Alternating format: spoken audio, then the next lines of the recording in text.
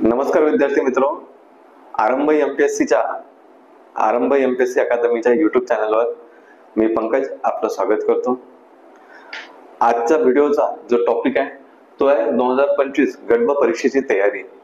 म्हणजे या व्हिडिओ मध्ये मी आपल्याला हे सांगणार नाही की तुम्ही तयारी कशी करावी, पण 9 नोव्हेंबर 2025 ला तुमची एक्झाम होणार आहे। त्यानिमित्त तुम्ही जो जुना अभ्यास केला आहे त्या जुन्या अभ्यासाला कशा पद्धतीने कन्सोलिडेट केलं पाहिजे, त्याला कसं व्यवस्थित अॅनालाइज केलं पाहिजे, पीवायक्यू सिलेबस आणि दिवसभराचं नियोजन कसं केलं पाहिजे, या 3.5 महिन्याला तुम्ही कशा पद्धतीने डिवाइड केलं पाहिजे, या सर्व गोष्टींचा आराखडा आपण या ठिकाणी घेणार आहोत। या ठिकाणी आपण त्या सर्व गोष्टींना बघणार आहोत की जे आपण मागच्या काही वर्षांमध्ये टाळतो। कारण या ठिकाणी आज व्हिडिओ बघणारे माझे जे मित्र आहेत ते सर्व 1-1, 2-2, 3-3, 4-4, 5-5 वर्ष जुने आहेत।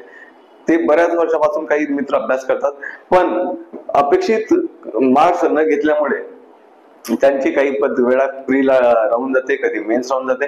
पण आपण आज या ठिकाणी प्रिलिम्स परीक्षेबद्दल बोलणार आहोत।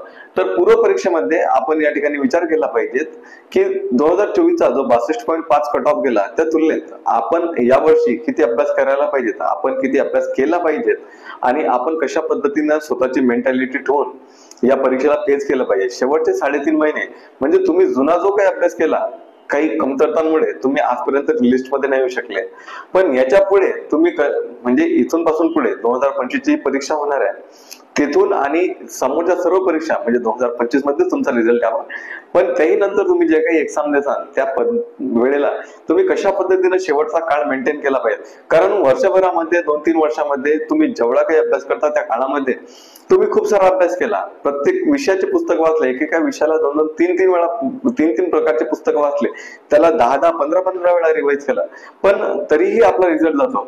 त्याच्या मागे कारण काय? सगळ्यात पहिले रिझल्ट न येण्याचं कारण काय? तर आपण एक गोष्ट ध्यानात घ्या, सगळ्यात महत्वाचा, मी कुठल्याही वेळी मला कधी विचारा की जर रिझल्ट जाण्याचा सर्वात महत्वाचा अभ्यास करूनही रिझल्ट जाण्याचं सगळ्यात महत्वाचं कारण काय असेल, तर माझ्या मते ते आहे रिव्हिजन। कारण आपले विद्यार्थी रिव्हिजनच करत नाही। रिव्हिजन म्हणजे काय हे रिव्हिजन नावाची पद्धतच त्यांना माहित नाही। तर रिव्हिजन, त्यानंतर सिलेबसचं अनालिसिस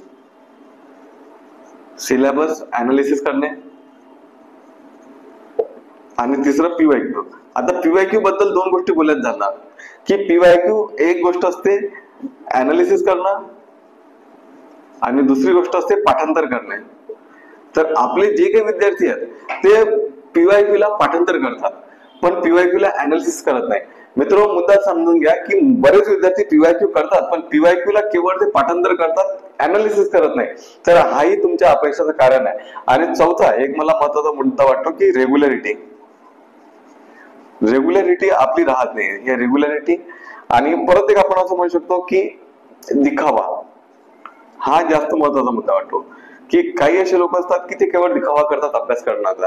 तर मित्रो, ह्या काही गोष्टी असतात की रिव्हिजन प्रॉपर करत नाही, कारण आपल्याला रिव्हिजन कसं करायचं याची स्ट्रॅटेजीच माहित नाही। एक पुस्तक घेतलं, त्याला वाचलं आणि वाचल्यानंतर फेकून दिलं, परत दुसऱ्या 2-3 महिन्यानंतर त्या पुस्तकाला हातात घेणं हेच आपल्याला माहिती आहे। त्याच्या प्रॉपर नोट्स वगैरे कशा पद्धतीने आपण प्रिपेअर केलं पाहिजे, कसं रिवाइज केलं पाहिजे, त्या संबंधी इथं आज आपण बोलणार आहोत। त्यानंतर सिलेबसचे अनालिसिस, सिलेबस पाठांतर न करता सिलेबसला अनालिसिस केलं पाहिजे। म्हणजे आपल्याला माहित आहे की आपण इकॉनॉमीमध्ये आपल्याला एक आहे राजकोषीय धोरण। तर राजकोषीय धोरण म्हणजे काय? आता राजकोषीय धोरण ज्या वेळेला आपण रंजन कोळंबे सरांचं पुस्तक वाचतो त्यावेळेला आपल्याला एक गोष्ट समजते, रंजन कोळंबे सरांचं, देसले सरांचं किंवा इतर कोणतं तुम्ही पुस्तक वाचता त्यावेळेला तुम्ही बघता की राजकोषीय धोरण नावाचं एक वेगळं प्रकरण आहे। पण राजकोषीय धोरण म्हणजे केवळ ते राजकोषीय धोरण असते का? आपले विद्यार्थी काय करतात, राजकोषीय धोरण म्हणजे निव्वळ बजेट म्हणजे आपला जो अर्थसंकल्प आहे त्याला राजकोषीय धोरण समजतात। पण मित्र, राजकोषीय धोरण म्हणजे इतकं लिमिटेड नाही आहे। राजकोषीय धोरण मध्ये कर व्यवस्था, अर्थसंकल्प, राजकोषीय नीती, त्यामध्ये होणारे बदल, करंट अफेअर, या सर्व अशा अनेक गोष्टी ज्यामध्ये समावेश होतो ते असते आपलं राजकोषीय धरण. मग आपण विचार करा की आपण जेवढं सिलेबस मध्ये बघतो तेवढं पर्टिक्युलर टॉपिक बाहेर काढतो, नंतर आपण मार्केटमधून अनालिसिसचे पुस्तक घेतो, त्याच्या सुरुवातीला दिलेलं असते की ह्या टॉपिकवर इतके प्रश्न आले, त्या टॉपिकवर इतके प्रश्न आले. मग आपण ते प्रश्न घेतो, ते प्रश्नाचा वाचतो, वाचन केल्यानंतर आपल्याला समजते की हा टॉपिक आहे, म्हणजे पर्टिक्युलर तेवढंच टॉपिक वाचणार, ज्याच्यावर प्रश्न आले नाही ते आपण कधी वाचनालाच घेत नाही. पण मित्र, एका गोष्टीचा विचार करा की केवळ ते मुद्दे किंवा ते टॉपिक जे परीक्षेला आलेले आहेत तेवढंच वाचणं हे कितपत योग्य आहे? कारण मॅक्झिमम टाइम असं असते की डिपेंड ऑन इच अदर असं आपलं सिलेबस चालत असतो. अशा पद्धतीनं आपलं नियोजन असते की एक टॉपिक दुसऱ्या टॉपिकवर डिपेंड असते.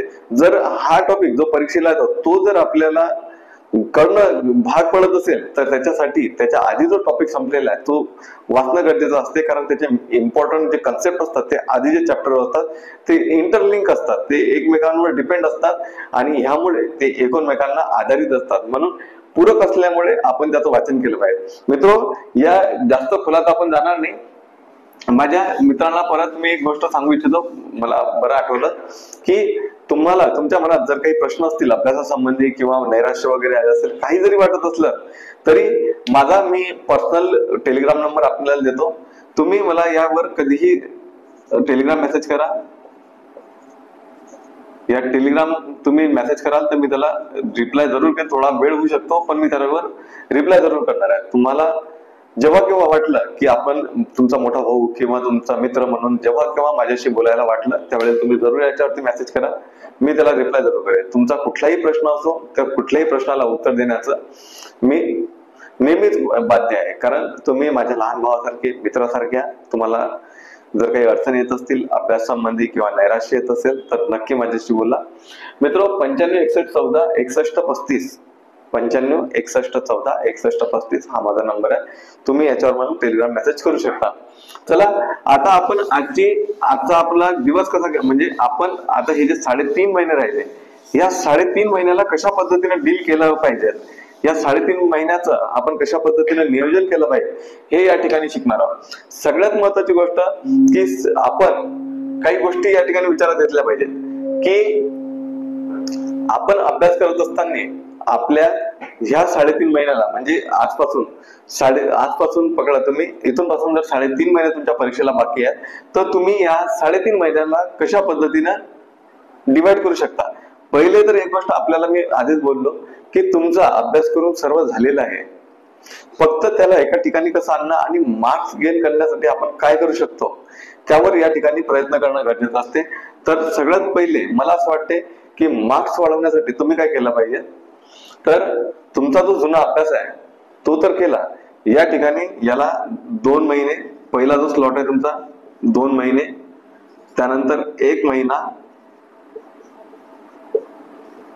आणि शेवटचे 15 दिवस असे तुम्ही 3.5 महिन्याला डिवाइड केलं पाहिजे. आता ह्या 3.5 महिन्याला अशा पद्धतीने डिवाइड करण्याचं कारण काय, तर बघा मित्रो, अजून 2 महिने आपल्याकडे आहेत. या 2 महिन्यामध्ये आपण काय करू शकतो की तुमचे जे पुस्तक आहेत, तुम्ही जे कोणत्या नोट्स किंवा पुस्तकं, मी जर असं म्हणतो की नोट्स तुम्ही नंतर घ्या पण आधी प्रत्येक विषयाचं पुस्तक तरी मिनिमम केलं पाहिजे. प्रत्येक विषयाचं पुस्तक घ्या, त्या प्रत्येक विषयाच्या पुस्तकाला तुम्ही व्यवस्थित वाचा आणि वाचल्यानंतर त्याला व्यवस्थित डील करण्याचा प्रयत्न करा, समजून घेण्याचा प्रयत्न करा. त्यावरचे PYQ बघा, सिलेबस मध्ये काय कुठं कसं मेन्शन केलेलं आहे आणि आयोगाने प्रश्न कसे विचारले हे स्वतः तुम्ही डेव्हलप करण्याचा प्रयत्न करा.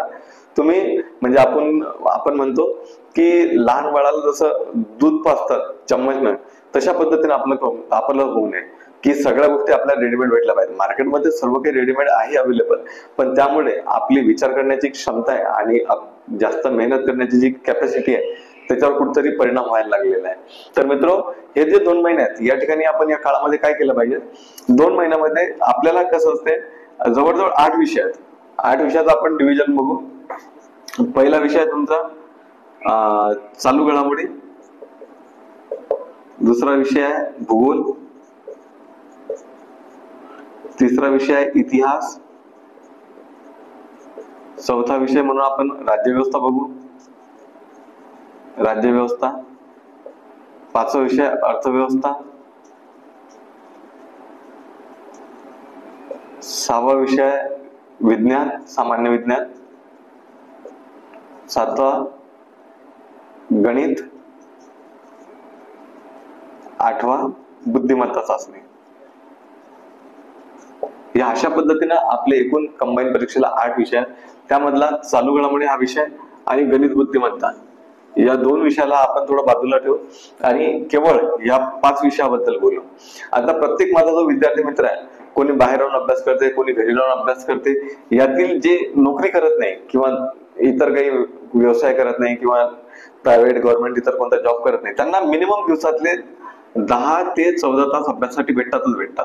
पण आपल्याला 14 तासाची इतकी काही आवश्यकता नाही. आपल्याला आवश्यकता आहे जवळजवळ 10 तासाच्या आसपासची.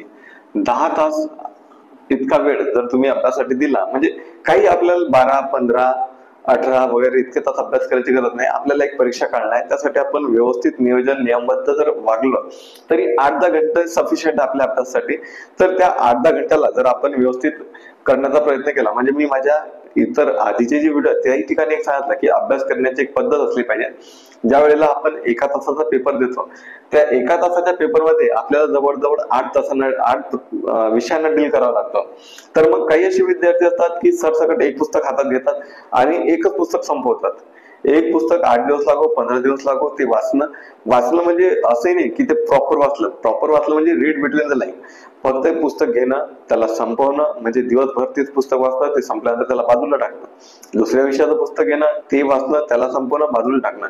म्हणजे रिव्हिजनचा प्रकार नाही. अंडरलाईन ठीक आहे आपण करतो, ते करायच्या म्हणून ते सवय झालेली, हातामध्ये पेन असला पाहिजे.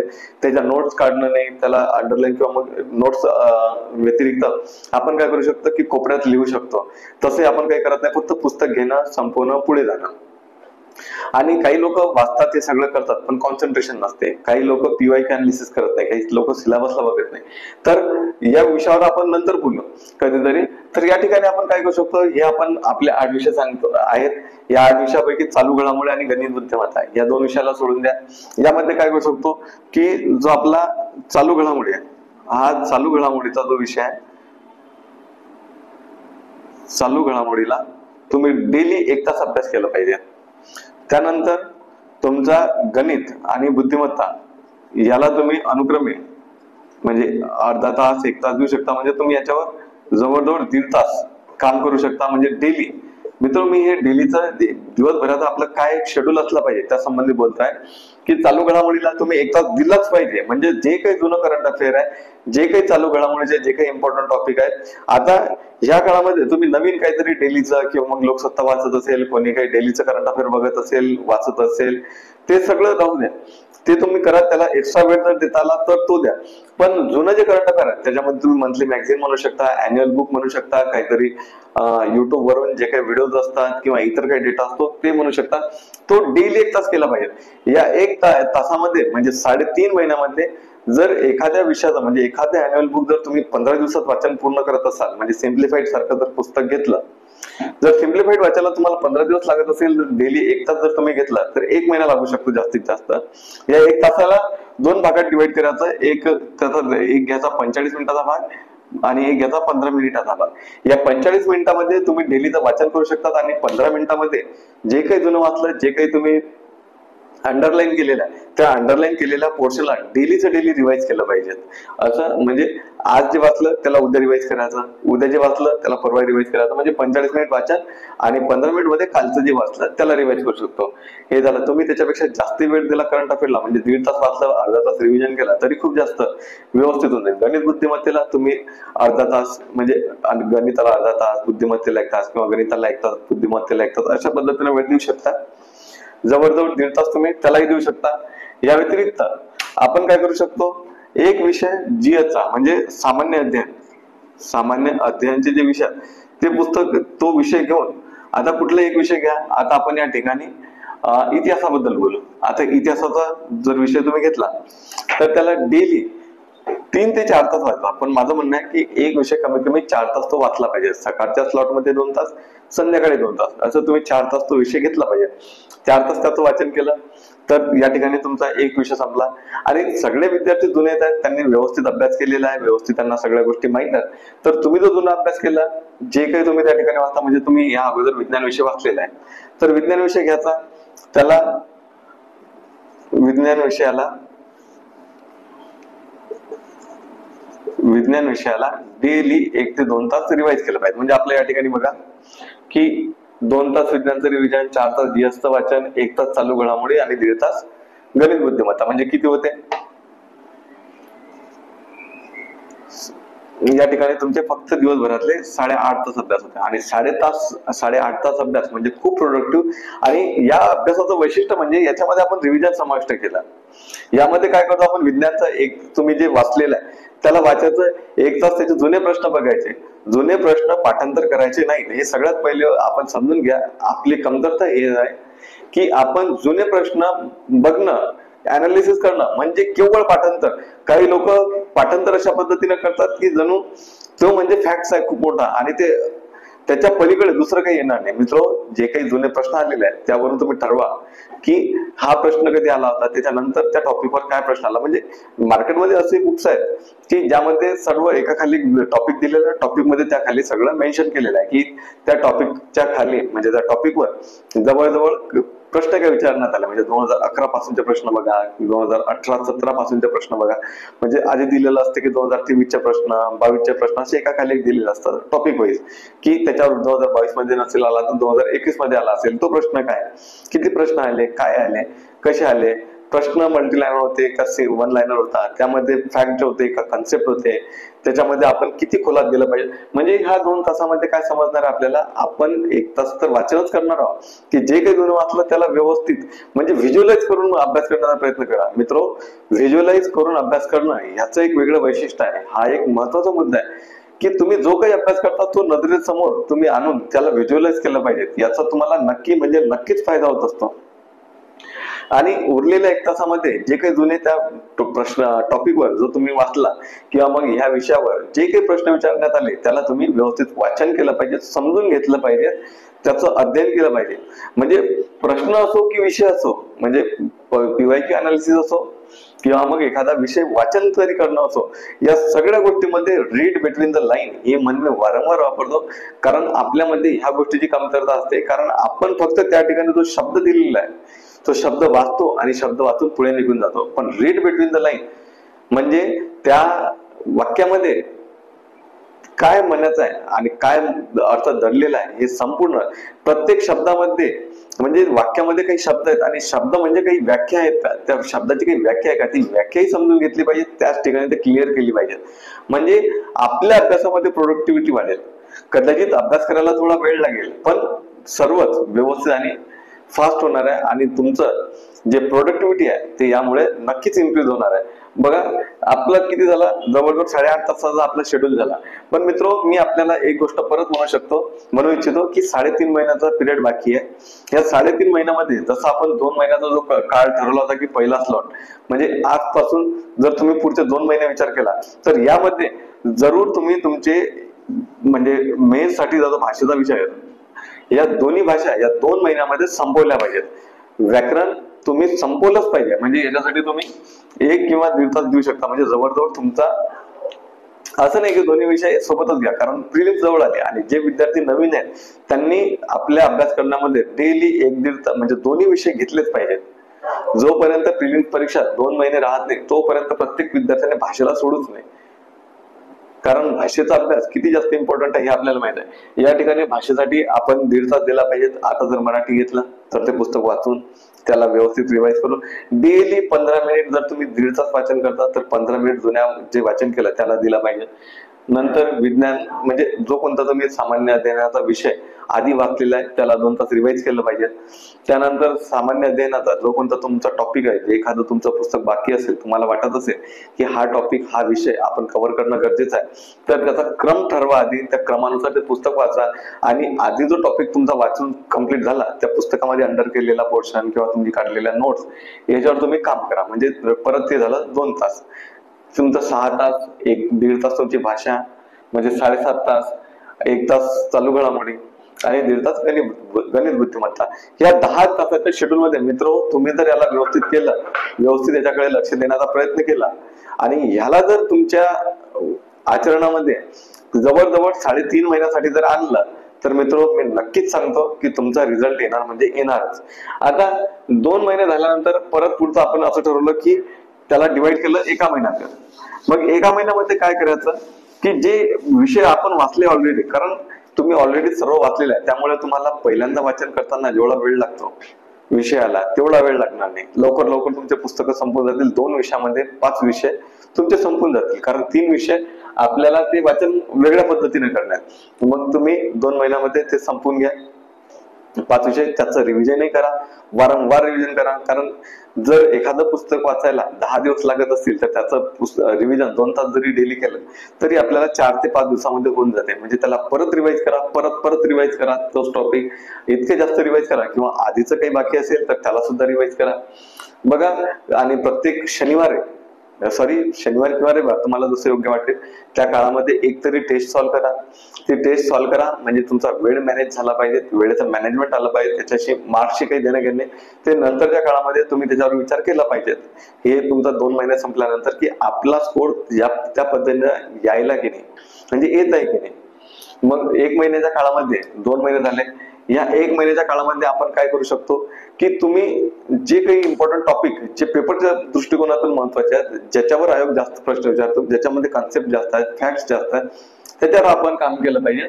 आणि ह्या 1 महिन्यामध्ये तुम्ही पूर्ण डिटेल जे काही तुमच्या नोट्स आहेत त्या डिटेल नोट्सला किंवा मग इम्पॉर्टंट टॉपिक जे तुम्ही बाहेर काढलेले आहेत त्याला व्यवस्थित वाचन केलं पाहिजे, त्यातल्या फॅक्ट्सवर काम केलं पाहिजे, कन्सेप्टवर काम केलं पाहिजे. 1 महिना तुम्ही तेच करू शकता. म्हणजे हे तुमचे 5 विषय चालू घडामोडी गणित बुद्धिमत्ता तुम्हाला करायचा आहे. या 1 महिन्यामध्ये तुम्ही या ठिकाणी तुमचे भाषेचा जो अभ्यास आहे तो भाषेचा अभ्यास थांबून द्यायचा. आणि इथून काय करायचं, जे फॅक्च्युअल पुस्तक आहे, म्हणजे तुम्हाला माहित आहे की फॅक्च्युअल प्रश्न असतात. आयोगाला कंबाईन परीक्षेमध्ये 1 लाइनर प्रश्न किती जास्त आवडता. आपण 2024चा पेपर पाहिला की तो किती जास्त फॅक्च्युअल होता आणि किती जास्त त्याच्यामध्ये 1 लाइनर होते. तर या 1 महिन्यामध्ये तुम्ही जास्तीत जास्त फॅक्ट्स कसे माहित करता येतील, म्हणजे पुस्तकात जे फॅक्ट्स नाहीत किंवा मग ज्याच्याकडे आपलं दुर्लक्ष होते असे फॅक्ट्स कुठून आणायचे, तर लुसेंटचं पुस्तक किंवा इतर जर तुम्हाला कोणतं माहित असेल की ज्याच्यातले फॅक्ट्स आपल्याला गरजेचे आहेत ते फॅक्ट्स तुम्ही वाचलं पाहिजेत. करंट अफेअर मध्ये जो काही डेटा आहे फॅक्ट्सचा तो सगळं आपण पाठ केला पाहिजे, पाठच केला पाहिजे. मी असं म्हणत नाही की तुम्ही वाचावेत, कारण फॅक्ट्स असे असतात की ते पाठच केले पाहिजे, आकडेवारी अशी असते की ते पाठच केली पाहिजे. जर तुमचा अभ्यास खूप जास्त डिटेल असेल, व्हास्ट असेल आणि चांगला असेल तर तुम्हाला समजते की चढता उतरता क्रम किंवा फ्लक्च्युएशन त्या आकड्यांमध्ये किंवा कशा पद्धतीने येते, तर त्या ठिकाणी तो तुमचा डेटा ध्यानात राहू शकतो. पण जर तसं नसेल तर तुम्ही पूर्णतः ते पाठांतर करा. आता या ठिकाणी आपण 1 महिना केला आणि शेवटचे 15 दिवस आता तुम्ही या 1 महिन्यामध्ये जे काही तुमचं पुस्तक आहे त्याला वाचल्यानंतर त्याच्या मायक्रो नोट्स बनवा की जवळजवळ एक जर टॉपिक 10 पेजेसचा असेल, पुस्तकामध्ये जर 10, 15, 20 पेजेसचा असेल तर त्याला एकाच पेजवर कशा पद्धतीने आणतील आणि त्याला एक पेज हे आपलं एक पेज त्या पुस्तकाचं जे ज्या ठिकाणी तो धडा किंवा प्रकरण सुरू होते त्या ठिकाणी चिटकून ह्या शेवटच्या 15 दिवसामध्ये फक्त तेच रिवाइज केलं पाहिजे. करंट अफेअरचं सुद्धा तेच, आणि गणित बुद्धिमत्तेचे फॉर्म्युले प्रत्येक टॉपिकवर, म्हणजे आपण जर नितीन महाले सरांचं पुस्तक वाचत असाल किंवा कोणत्या पुस्तकातून इतर पुस्तकातून जर अभ्यास करत असाल तर त्यातले फॉर्म्युला, त्याच्यानंतर त्यामध्ये त्या प्रत्येक फॉर्म्युलावर त्या पुस्तकामध्ये कोणत्या टाईपचे प्रश्न दिलेले आहेत, तर प्रत्येक टॉपिकचा प्रत्येक प्रकारचा प्रश्न आपण सॉल्व्ह केला पाहिजे. आता हे झालं आपलं 3.5 महिन्याचं नियोजन की आपण याला कशा पद्धतीने अभ्यास केला पाहिजे. आता परत आपण जीएस म्हणजे सामान्य अध्ययन याला जास्त महत्व दिलं पाहिजे. सामान्य अध्ययनाला जर आपण व्यवस्थित वेळ दिला नाही, जर त्याला कमी वेळ दिला, पूर्ण वेळ जर मॅथ्स रिजनिंग वरच गमावला तर त्याचाही काही फायदा नाही. कारण मॅथ्स रिजनिंग आपल्याला प्रिलिम परीक्षेला जवळजवळ 20% आहे आणि मेन्स परीक्षेला 25% आहे. त्याचं महत्व अनन्यसाधारण आहे, तेही निग्लेक्ट करून चालणार नाही. पण काही लोक जे असतात की गणित बुद्धिमत्ता आवडते म्हणून मॅक्झिमम फोकस गणित बुद्धिमत्तेवर करतात. पण केवळ गणित बुद्धिमत्तेवर आपण लक्ष न देता त्या व्यतिरिक्त इतरही जे काही टॉपिक आहेत, इतरही जे सामान्य अध्ययनाचे प्रश्न आहेत, त्याच्यावर पेपर आहेत, विषय आहेत, त्या विषयावर आपण सखोल अभ्यास केला पाहिजे. या व्यतिरिक्त आधी जे वाचले त्याच्यावर जास्तीत जास्त रिव्हिजन कसं करता येईल, फॅक्ट्स कशी ध्यानात ठेवता येतील याच्यावर प्रयत्न करा. आणि कमीत कमी म्हणजे सगळ्यात महत्वाचा आणि सगळ्यात निकडीचा विषय म्हणजे की मोबाईलचा या काळामध्ये कमी वापर करा. म्हणजे कधी जर कोणाला कॉल केला आणि 2-2 तास जर अभ्यास करताना बोलत बसले तर आपलं मन डायव्हर्ट होते आणि अभ्यासात आपलं कॉन्सन्ट्रेशन लागत नाही. त्याच्या व्यतिरिक्त रील्स, शॉर्ट्स आता 2-2.5 महिने तुम्ही स्पर्धा म्हणजे 2-2.5-3 वर्षापासून 4 वर्षापासून अभ्यास करता, 5 वर्षापासून अभ्यास करता, पण या काळामध्ये आपले पोस्ट निघत नाही. याच्या मागे एक असंही कारण असू शकते की आपण अभ्यास सोडून इतर गोष्टींना जास्त महत्व देतो. तर 2.5-3 महिन्यासाठी 3-3.5 हे जे 4 महिन्यात या काळामध्ये आपण या सर्व गोष्टीपासून दूर गेलं पाहिजे. आपण फक्त अभ्यास, पॉझिटिव्ह संगत आणि जास्तीत जास्त एकांत याच्यासाठी मित्र की एकांत ज्या वेळेला असतो त्यावेळेला आपल्याला खूप जास्त प्रोडक्टिव्हिटी येते आणि या काळामध्ये आपण स्वतःच अनालिसिस जास्त करतो, बाहेरच्या गोष्टीपासून दूर असतो. तुमचा आजूबाजूचा परिसर, तुम्ही बाहेर जर अभ्यास करत असाल तर घरचं जे वातावरण आहे, घरचे मित्र आहेत, रिडिंग मध्ये आपण बाहेर आलो चहाला की 2-2, 3-3 तास बसणं, रिडिंग मध्ये कमी बसणं, बाहेर जास्त गप्पा मारणं, मित्रांनी टूर काढून बाहेर फिरायला जाणं, या सगळ्या गोष्टी 2.5-3 महिन्यासाठी 4 महिन्यासाठी बंद करा. त्यानंतर हे तुमचा रिझल्ट आल्यानंतरचा जो नंतरचा काळ असतो त्या काळामध्ये जॉईनिंगला वेळ कधी कधी लागतो, मॅक्झिमम टाइम तर जॉईनिंगला वेळ लागतो. माझं जॉईनिंग जवळजवळ 10 महिन्यानंतर आलं होतं. तर हे 8-9 महिने किंवा मग 4-5 महिने जे काही तुम्हाला भेटत असतील रिझल्ट नंतरचे, त्या काळामध्ये पूर्ण जीवन तुम्ही एन्जॉय करा. पण हे सगळं करत असताना, अभ्यास करत असताना तुम्ही तुमचा आहार व्यवस्थित घेतला पाहिजे, खानपान व्यवस्थित केलं पाहिजे, झोप व्यवस्थित घेतली पाहिजे आणि सगळं नियोजनानंच केलं पाहिजे. कारण नियोजन जर नसेल तर आपल्याला त्याचा किती लॉस होते हे आपण याआधी अनुभवलेलं आहे. कारण नियोजनाशिवाय कुठली परीक्षा पास करणं कठीण आहे. कारण एमपीएससी ची परीक्षा ही अभ्यासाच्या खूप पलीकडे निघून गेलेली आहे. तर त्यासाठी आपण काही गोष्ट करणं खूप जास्त गरजेचं आहे. तर ते आपण म्हणजे मी तुम्हाला माझं तर असं ठाम मत आहे की विदाऊट म्हणजे लॅक ऑफ रिव्हिजन आणि पीवायक्यूचं व्यवस्थित अनालिसिस ह्यामुळे आपण अभ्यासात म्हणजे परीक्षेपासून रिझल्ट पासून नेहमी लांब राहतात. तर पीवायक्यूचं व्यवस्थित अनालिसिस करा, रिव्हिजन चांगले करा, फॅक्ट्स व्यवस्थित करा, परीक्षेची डिमांड काय आहे ते समजून घ्या. परीक्षेमध्ये 1 तास कशा पद्धतीने हँडल होईल यासाठी प्रत्येक रविवारी टेस्ट सॉल्व्ह करा. शेवटचे काही दिवस डेली एक टेस्ट सॉल्व्ह करा. म्हणजे 15-20 दिवस अगोदर 20 दिवस तुम्ही डेली टेस्ट सॉल्व्ह करा. म्हणजे त्यामुळे तुम्ही त्या माइंड झोन मध्ये जाता. जर तुम्ही टेस्ट सॉल्व्ह करता तर ती घरी न सॉल्व्ह करा. म्हणजे तुम्ही ज्या ठिकाणी घरी जर अभ्यास करत असाल किंवा रिडिंग मध्ये अभ्यास करत असाल तर तिथं ती टेस्ट न सॉल्व्ह करता कुठेतरी बाहेर सॉल्व्ह करा. मित्रांनो, माझं बोलणं तुम्हाला ही कदाचित एका भाषणासारखं किंवा मग खूप जास्त बोरिंग होत असेल, काही लोकांनी अर्ध्या मधातच तो व्हिडिओ सोडला असेल, पण ज्यांनी हा व्हिडिओ कंटिन्यू केला, जे हे बघत असतील त्यांना या गोष्टीचा नक्कीच फायदा होईल. पण मित्रांनो, हे सर्व करताना तुम्ही व्यवस्थित या सगळ्या गोष्टीला समजून घेतलं पाहिजे की आपल्याला काय करणं गरजेचं आहे. 3.5 लाख विद्यार्थ्यांमध्ये जवळजवळ 400-500 जागा असतात. काही मुलं PSIच्या परीक्षेला बसत नाही, त्यांना PSI नको असते, कोणाच्या हाईटचा प्रॉब्लेम असते, कोणाचे काही इतर इश्यू असतात. तर त्यामुळे 300-350 जागेसाठी जवळजवळ 3.5-4 लाखाची क्राऊड असते. या क्राऊड मध्ये टिकायचं म्हणजे आज एज्युकेशन स्पर्धा परीक्षेच्या संदर्भात बोलायचं झालं तर एज्युकेशनच्या बाबतीत तर प्रत्येक एज्युकेशन, पण स्पर्धा परीक्षेच्या बाबतीत तुम्हाला कोर्सेस इतके अफोर्डेबल रेट मध्ये अवेलेबल आहेत आणि ऑनलाईन अवेलेबल आहे, त्यामुळे ग्रामीण भागापर्यंत हे सर्व पोहोचत आहेत आणि ग्रामीण भागातील सुद्धा रिझल्ट वाढत आहेत. तर आपले कॉम्पिटिटर केवळ पुणे, संभाजीनगर किंवा इतर महत्वाचे ठिकाण आहेत त्या ठिकाणी नसून गावागावात आपले कॉम्पिटिटर तयार झाले आहेत आणि ह्या सर्व क्राऊड मध्ये आपण आपलं कसं अस्तित्व टिकवून जिंकणार यासाठी सुद्धा प्रयत्न करणं गरजेचं आहे आणि त्याकडे व्यवस्थित डोळत नजरेनं पाहून आपण आपलं नियोजन कसं करतो हे करणं गरजेचं आहे. मित्र, मी तुम्हाला जर सांगितलं की शेवटचे जे 15 दिवस आहेत म्हणजे आता तुम्ही जो अभ्यास करता अंडरलाईन करा किंवा नोट्स बनवा आणि ह्याच्या मायक्रो नोट्स बनवा. ह्या मायक्रो नोट्स तुमच्या शेवटचे जे 15 दिवस असतात त्या 15 दिवसामध्ये ज्या मायक्रो नोट्स असतात त्या एका दिवशी सगळ्या विषयाच्या संपल्या पाहिजेत. म्हणजे असा आपण विचार केला की एका दिवशी एक विषय संपला पाहिजे, तरी आपण कुठलाच विषय एका दिवशी संपू नये. त्या विषयाला 2 दिवसात करा, म्हणजे 2 दिवसात 2 विषय संपवा. अर्धा विषय आज करा, अर्धा विषय उद्या करा. परत दुसरा जो विषय त्याचा एक विषय अर्धा आज करा, अर्धा उद्या करा. म्हणजे एका दिवशी 2-2 विषयाचा अभ्यास करा आणि लवकरात लवकर सिलेबस कसा कम्प्लीट होईल आणि तोही प्रोडक्टिव्ह पद्धतीनं आपल्या ते ध्यानात आहे का आणि कॉन्सन्ट्रेशन वाढवण्याचा प्रयत्न करा. विदाउट कॉन्सन्ट्रेशन तुम्हाला काही भेटणार नाही आणि वायफळ चर्चा, राजकारणाच्या गोष्टी, इतर या गोष्टीपासून लांब राहा. कारण राजकारण तेव्हाही सुरू होतं, राजकारण आजही सुरू आहे आणि राजकारण सुरूच राहणार. त्यामध्ये आपण न पडता आपण विद्यार्थी आहे आणि विद्यार्थी म्हणूनच आपण कसं राहते. कारण उद्या तुम्ही प्रशासनात गेले तर तुम्हाला कुठलंही सरकार असो त्यांच्या पॉलिसीला इम्प्लिमेंट करणं आहे. म्हणून राजकारणात न पडता यापासून लांब या, राजकीय गोष्टीपासून लांब राहून तुम्ही तुमच्या अभ्यासाकडे जास्त फोकस करा, त्याचं तुम्हाला नक्की आणि निश्चितच फळ भेटणार आहे. काही मुलांना खूप जास्त डिस्कशन करायची सवय असते, ह्या पक्षाला नाव ठेवणे, त्या पक्षाला नाव ठेवणे, पण ही आता आपली गरज नाही. आपलं सगळ्यात महत्वाची गरज आहे नोकरी. ती नोकरी मिळवा आणि या जीवघेण्या स्पर्धेपासून लांब व्हा. त्या व्यतिरिक्त मित्र, इम्पॉर्टंट जे टॉपिक आहे त्यांना बाहेर काढा, त्याला व्यवस्थित रिवाइज करा, रिव्हिजन मध्ये त्याला व्यवस्थित घ्या. या सगळ्या गोष्टीचा म्हणजे मी एकंदरीत तुम्हाला सांगितलेल्या सगळ्या गोष्टी तुम्ही कराल अशी मला खात्री आहे. आणि मित्र, मी या ठिकाणी एक स्पष्ट करू इच्छितो की लुसेंट हे जे पुस्तक आहे, या पुस्तकाचा तुम्ही जास्त आधार घ्या, कारण बरेच असे फॅक्ट असतात ते आपण विसरतो. ते त्याच्यासाठी म्हणजे असं नाही की याला वेगळं घ्या आणि बाकीचे विषय राहू देऊन फक्त लुसेंटचा अभ्यास करा. लुसेंट विषयाला वेगळ्या पद्धतीने करा.